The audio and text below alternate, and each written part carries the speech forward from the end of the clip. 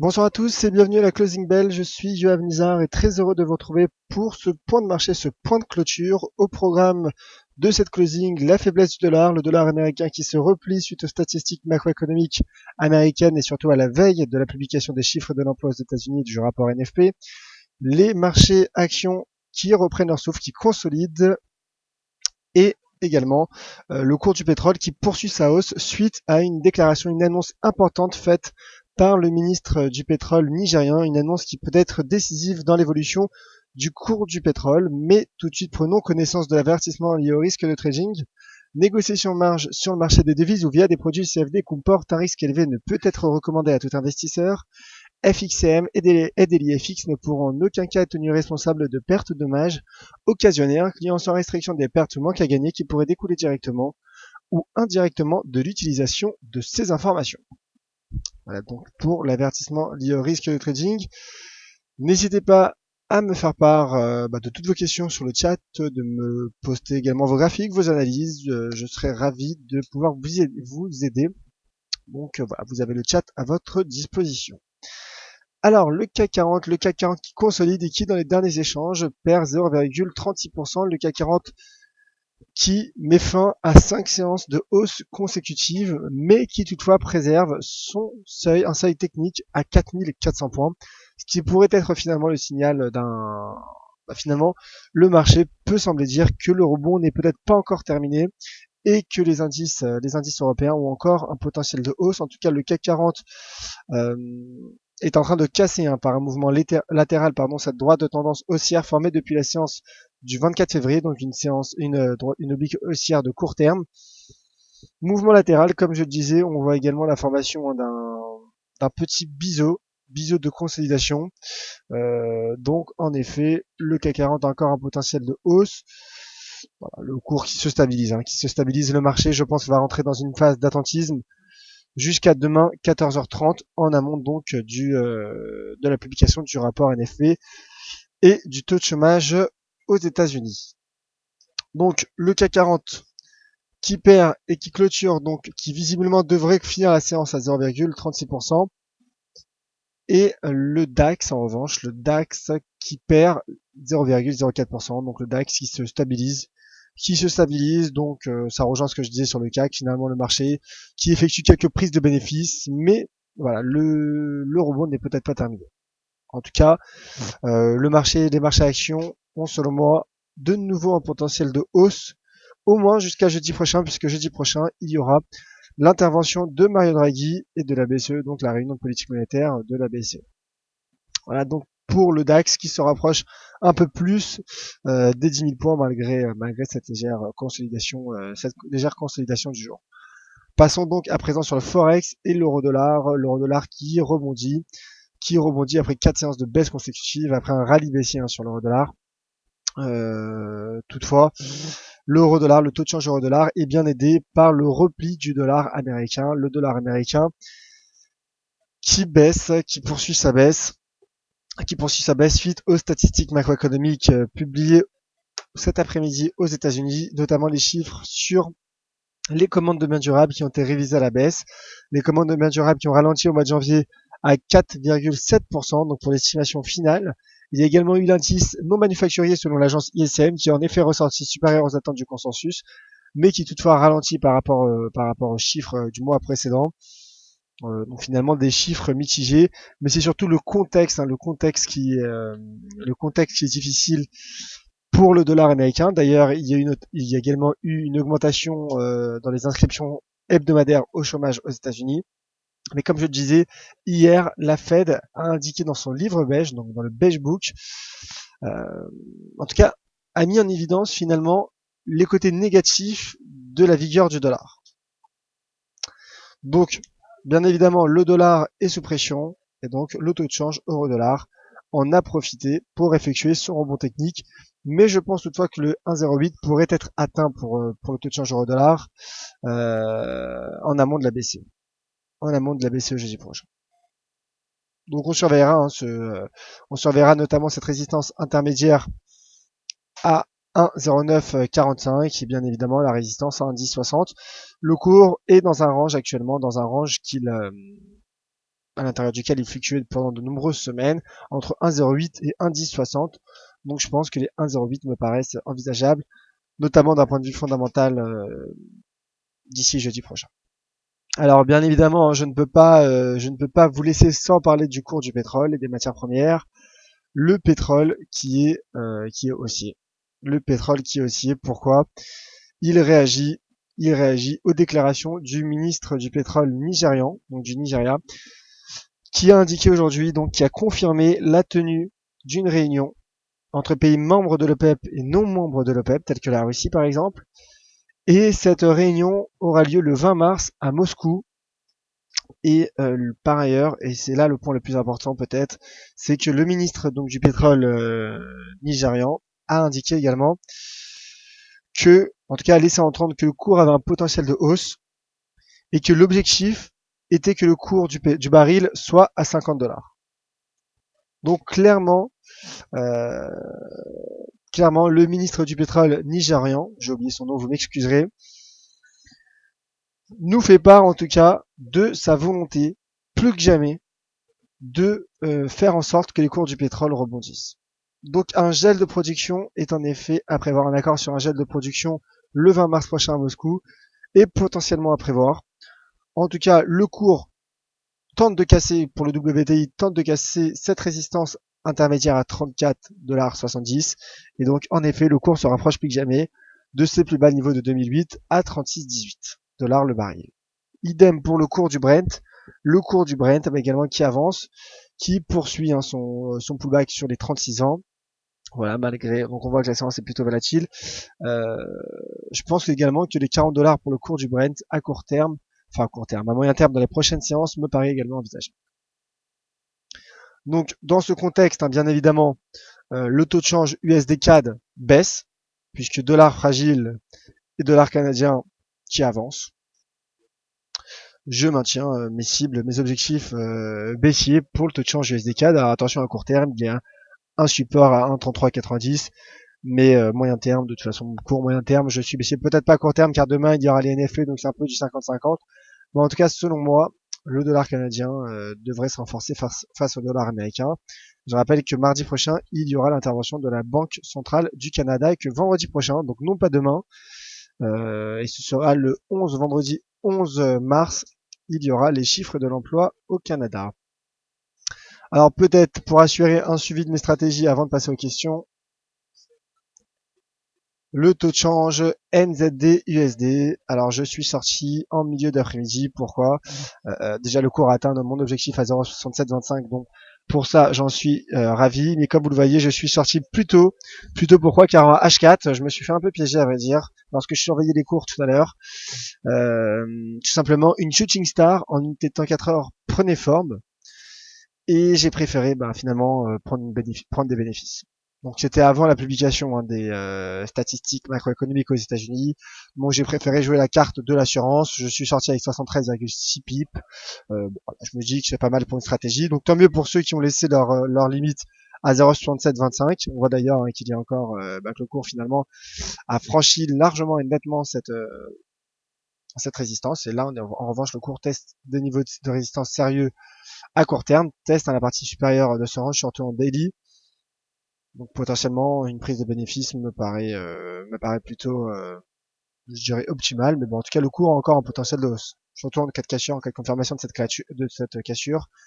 Et le taux de change AUD-USD se rapproche également des 0,7390 comme annoncé ce matin dans le Commodities Market Report, puisque ces deux taux de change sont corrélés entre eux. Donc justement, je vois une question sur le chat de la part de visiteurs qui demandent un point sur l'AUD-USD. Écoutez, l'AUD-USD est sorti par le haut de ce triangle et en effet, là je pense qu'il atteindra rapidement les 0,7390. Question également de la part de Tony, USD MXN déçu, AUD-USD génial et l'or attend mon graphe. Me dit mon cher et fidèle Tony, en effet, j'attends vos graphiques. N'hésitez pas à m'envoyer vos graphiques, me poser vos questions. C'est le moment d'ailleurs, car cette closing bell arrive bientôt à sa fin. Alors l'USD MXN, je n'en ai pas parlé aujourd'hui, mais l'USD MXN en effet rebondit, mais à moyen terme, enfin en tout cas, est dans une tendance baissière. Hein. Ça c'est le genre de devise que l'on doit trader sur du moyen long terme selon moi. Et donc moyen long terme, je suis baissier en effet sur l'USD CAD. On voit d'ailleurs hein, que la Chikou finalement n'est pas parvenue à franchir cette droite de tendance haussière, malgré le fait qu'elle ait franchi la Kijun Daily. Bon, le cours reste sous les 18.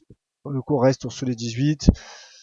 La faiblesse du dollar et le rebond du pétrole pourraient soutenir donc le taux de change, le peso mexicain et donc pourrait affaiblir l'USD mexicaine. Moi, je suis baissier. Je pense qu'à court terme, on pourrait atteindre les 17,60 et à moyen terme, les 17 me paraissent envisageables. D'ailleurs, on voit en weekly, c'est clair.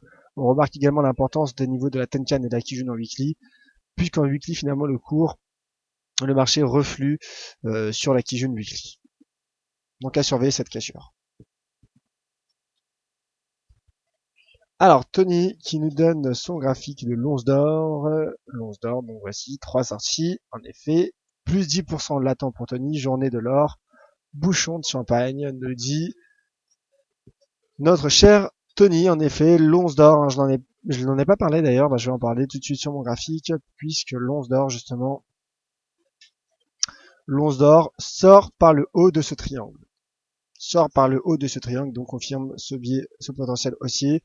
Si la clôture journalière est confirmée, bah, tout simplement, cela confirmerait mes objectifs. Donc, d'une part à 1260 à court terme, on s'en rapproche fortement, et surtout à 1300 moyen terme. Donc là, en effet, je pense que si l'on sort par le haut de ce triangle, en effet, 1300 me paraissent envisageables. Derard qui demande un mot sur les paires en yens. Bah écoutez, avec plaisir mon cher Derard. On va commencer par l'USD yen, justement. L'USD yen, le voici. Voici le graphique de l'USD yen qui se stabilise dans un range. L'USD yen qui se stabilise dans un range. Alors attendez juste en weekly. Alors je vais enlever juste Ishimoku pour que ce soit un peu plus clair. L'USDN, comme je le disais, bah écoutez, qui se stabilise dans un range. Voilà. Dans un range entre les 14,60 et, euh, et finalement voilà, ce support avec ce niveau de support à 111, 110, 95. Donc là, il y a un range, repli sur la partie supérieure du range. Je pense que le cours a encore un potentiel de baisse, d'autant plus que le dollar est fragile et que le yen finalement pourrait profiter d'un climat d'aversion pour le risque. Voilà, en H4, ça paraît peut-être plus clair. Je pense que le cours pourrait poursuivre sa baisse pour viser dans un premier temps les 112,57, puis les 110,95, les 111,45 comme je disais. Les 111. 110,95. Alors sur les autres paires en yens, il y a également l'euro-yen, donc. Alors voici l'euro-yen. L'euro-yen qui, le cours qui rebondit, hein, finalement, le cours de l'euro-yen qui rebondit. Alors attendez juste un instant. L'euro-yen, donc en effet qui rebondit. Le cours semble effectuer un double bottom et teste la ligne de coup, une ligne de coup dynamique. Une ligne de coup que voici. Donc configuration intéressante sur l'euro-yen car le cours teste une ligne de coup dynamique sur donc un double bottom potentiel. Donc en cas de cassure et de franchissement en tout cas de cette ligne de coup que je vais mettre en vert sur mon graphique, le cours pourrait rebondir jusqu'au 126,16. Voilà. Donc là, le cours, selon moi, teste un niveau décisif qui prendrait potentiellement plus d'importance en daily. Bon, en tout cas, ça me paraît aussi en daily tout de même. Alors, passons aux autres questions. Et Patrice, justement, toujours sur le yen avec le CAD yen. Rebonjour UAF, quel est ton objectif sur le CAD yen, s'il te plaît? Merci beaucoup. Le CAD yen, on regarde ça tout de suite. Le CAD yen. Voici le graphique du CAD-Yen. Le CAD-Yen également qui a rebondi sur support. En gros, pour résumer tout simplement la tendance du CAD-Yen, tout simplement tendance de fond baissière, mais le cours qui rebondit sur support finalement. Le cours qui rebondit sur support et qui, comme je le montrais hier, effectue un triangle, semble effectuer un triangle, un biseau. Le cours teste la partie supérieure de ce biseau. Voilà, il le teste. Finalement, le CAD et le Yen sont deux devises qui se renforcent tout de même à court terme. Donc c'est la raison pour laquelle finalement le cours se stabilise sur ce niveau proche des 85 yens. Techniquement, on peut s'attendre à un repli sur la partie supérieure. Sur la partie supérieure provient un retour sur la partie inférieure. Mais on voit que le cours cherche cette résistance, cette double niveau de résistance. Donc le risque est toujours bien évidemment un breakout qui permettrait de viser notamment, en l'occurrence, les 87,34. Alors, commentaire de la part de Seb Atekak. Un mot sur GBP AUD, si possible. J'ai shorté hier les 1,9320 car je jouais la hausse de l'or, donc de l'AUD. Et en weekly, sortie de nuage Ishimoku confirmée et cassure d'un canal ascendant, nous dit Seb Atekak. On va regarder tout de suite le GBP AUD. Alors, le GBP AUD, laissez-moi juste le temps de réduire mon watermark.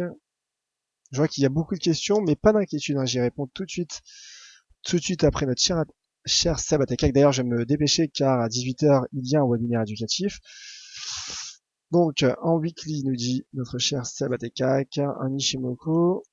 En weekly, en tout cas, la tendance paraît bel et bien baissière, si ça peut vous rassurer. En effet, sorti par le bas du nuage. Là, Chico également qui casse la Tijoune. Rebond du pétrole, rebond de l'or, pardon. Le problème du GBP-USD, c'est que la liste sterling est en plein rebond technique. C'est la raison pour laquelle finalement le cours on baisse certes en daily, mais ce n'est pas une baisse non plus transcendantale, mais le cours tente de casser un support notamment à 1,9275. Je suis plutôt baissier, hein. Vu comme ça, je suis plutôt baissier sur le GBP-USD. De toute façon, la tendance court terme est plutôt baissière. Bon, là, je vous ai présenté une tendance long terme, mais la tendance court terme est plutôt baissière. Donc, en effet, moi, j'ai le sentiment que le cours peut poursuivre sa baisse.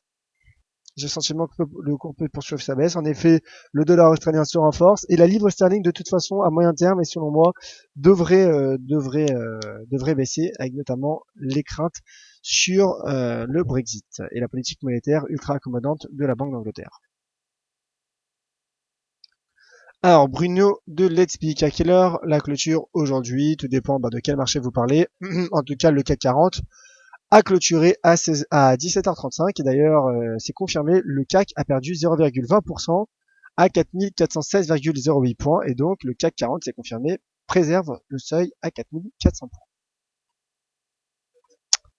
Tony qui nous dit de regarder l'AUD NZD. Et voici donc son graphique AUD NZD. Après, j'ai plus trop de graphes à suivre, nous dit notre cher Tony. C'est déjà pas mal et je vous en remercie, hein, sincèrement, du fond du cœur. D'ailleurs, je pense que les auditeurs aussi doivent apprécier vos graphiques. En effet, l'AUD NZD teste la partie supérieure de ce canal. D'ailleurs, ce qui est intéressant, c'est que cet après-midi a été mis en ligne sur le site dailyfx.fr un article de Nicolas Lavallée, notre expert en vague d'Elliott, sur le taux de change AUD NZD. Et Nicolas Lavallée, si ça peut vous rassurer, mon cher Tony, est plutôt haussier sur le taux de change AUD NZD. Donc je vous invite à retrouver cet article très intéressant et qui semble aller dans votre sens, hein, car en cas de confirmation de cette cassure de la partie supérieure de ce triangle, le cours aurait un potentiel de hausse.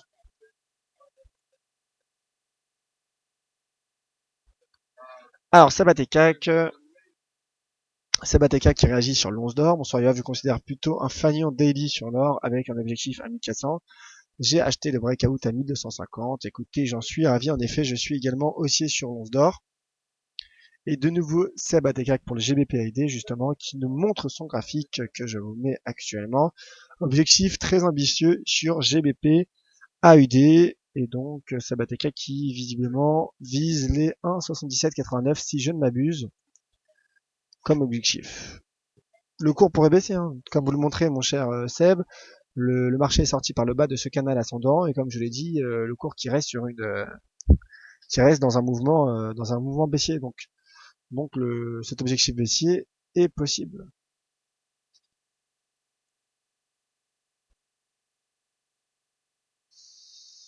Et de nouveau Sabateka alors qui réagit, donc qu'est-ce qui fait rebondir la livre sterling? Les stats du jour sont tout horribles, c'est tout simplement un effet de rachat un effet de rachat de short, rachat de position vendeuse. La livre sterling se brûle les ailes depuis le début de l'année, donc il fallait s'attendre à un moment ou à un autre, à un rebond technique, à une reprise, et, euh, et finalement également d'autres devises qui sont dépréciées, telles que le dollar. Le dollar est affaibli, c'est la raison notamment pour laquelle le GBP USD progresse. Mais je suis baissier, je maintiens mes objectifs baissiers à moyen terme sur la livre sterling et c'est la raison pour laquelle il faudra surveiller les divergences en tout cas qui apparaîtront, les divergences baissières, notamment sur le GBP, les GBP USD. Alors le canal étant mensuel, nous dit Sabateka sur ce graphique que vous voyez, et un autre graphique de la part de Tony. Et d'ailleurs, voilà, on voit qu'il y a quelques auditeurs qui remercient Tony, notamment Patrick Leroy. Donc c'est parfait finalement qu'il y ait cette ambiance durant ces webinaires, et notamment sur le chat. C'est le but également, c'est le but de ces webinaires. C'est un but de partage, comme le dit souvent Sylvain, que ce soit notamment sur les réseaux sociaux ou en live.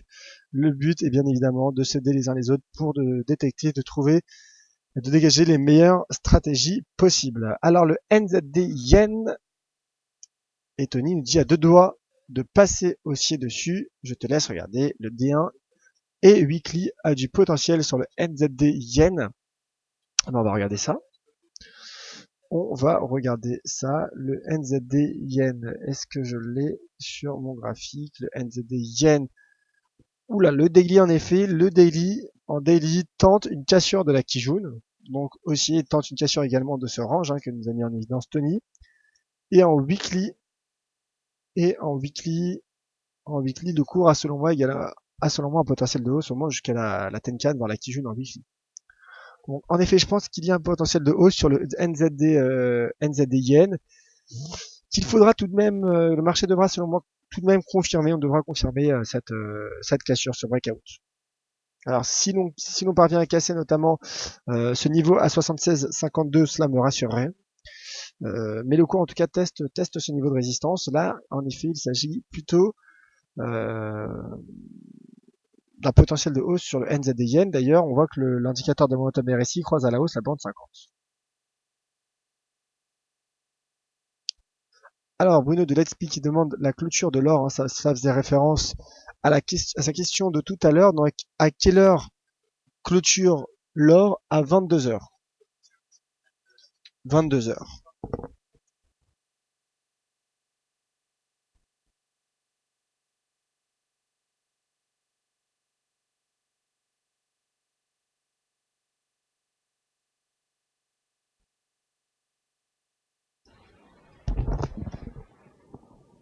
Alors, petite rectification, la bougie daily se clôture, mon cher Bruno, à 23h. Et non pas à 22h, excusez-moi. C'est bien la clôture daily. La bougie daily se clôture à 23h. Mais l'once d'or reste cote tout le temps du dimanche soir au vendredi soir. Voilà, tout simplement. Alors, peut-être une dernière question de la part de Seb Atekak. Seb Atekak, justement, qui se pose la question, mais que rachète le marché sur la livre sterling? Pourquoi le marché rachète la livre sterling? J'ai envie de vous répondre, mon cher Seb Atekak, pour effectuer une prise de bénéfice. Voilà. Je pense que le marché, tout simplement, effectue une prise de bénéfice. Et comme vous l'avez dit, il n'y a pas non plus de catalyseur majeur qui a été publié cette semaine sur la livre sterling. Il n'y a pas eu de statistiques majeures. Donc, c'est la raison pour laquelle, finalement, le marché effectue une prise de bénéfice. Voilà, mon cher Seb Atekag. Donc un mot tout de même avant de vous quitter, avant de vous laisser sur le calendrier macroéconomique de demain, avec le rapport NFP que le consensus attend 196 000 créations d'emplois, donc supérieur au mois précédent, et le consensus attend également une stabilisation du taux de chômage aux États-Unis à 4,9%. Je vous rappelle, donc demain il s'agira de la statistique principale, la principale statistique attendue demain, et également, je vous rappelle également que vous pouvez participer à notre concours NFP sur le forum dailyfx.fr pour tenter de gagner une journée d'immersion dans nos locaux. Donc n'hésitez pas, allez-y, votez sur notre forum dailyfx, donnez votre pronostic, le consensus attend à 193 000 créations d'emplois comme je le disais. Et il y a également eu aujourd'hui la publication des stocks de gaz naturel, des stockages plus importants que prévu de gaz naturel. J'en parlerai demain dans le Commodities Market Report à 10h30. Je parlerai donc de l'évolution du gaz naturel. Merci à toutes et à tous. Merci d'avoir participé, d'avoir été nombreux sur le chat. Donc comme je le disais, rendez-vous demain à 10h30 pour le Commodities Market Report. Spécial rapport NFP. Et d'ici là, je vous attends sur Twitter @YoavNizar. Merci à tous et très bonne soirée. À demain.